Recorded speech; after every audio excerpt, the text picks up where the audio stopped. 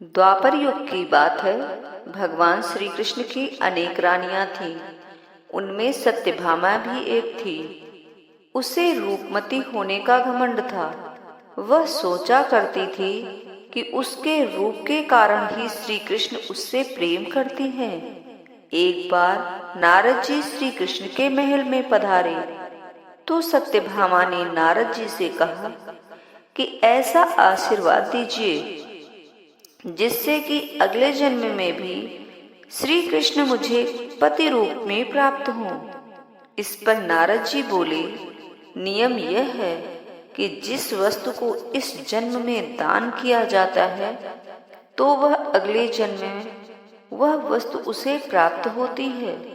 यदि तुम श्री कृष्ण को दान कर दो तो अगले जन्म में श्री कृष्ण तुम्हें पति के रूप में प्राप्त हो जाएंगे। सत्यभामा ने नारद जी को श्री कृष्ण दान में दे दिए। नारद जी जब दान में प्राप्त श्री कृष्ण को अपने साथ स्वर्ग ले जाने लगे तो अन्य रानियों ने उनका रास्ता रोक लिया और कहने लगी कि हमारा सुहाग हमें वापस दे दो।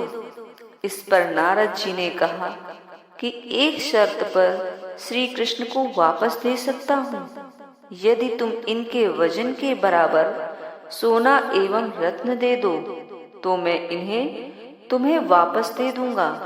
नारद जी के इन वचनों को सुनकर उनकी सभी रानियों ने एक तुला लगवा दी और उसमें एक ओर श्री कृष्ण बैठ गए और दूसरी ओर के पलड़े में उन रानियों ने अपने अपने आभूषण रत्नादि रखना आरंभ किया। उन्होंने अपने समस्त रत्न आभूषण तुला के पलड़े में रख दिए, किंतु पलड़ा झुका नहीं। रानियां बड़ी परेशान हो गईं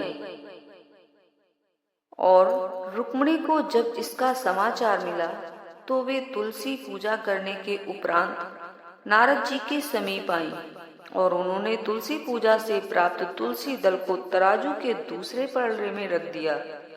तुलसी दल के प्रताप से तराजू का पलड़ा झुक गया और तुला का वजन बराबर हो गया।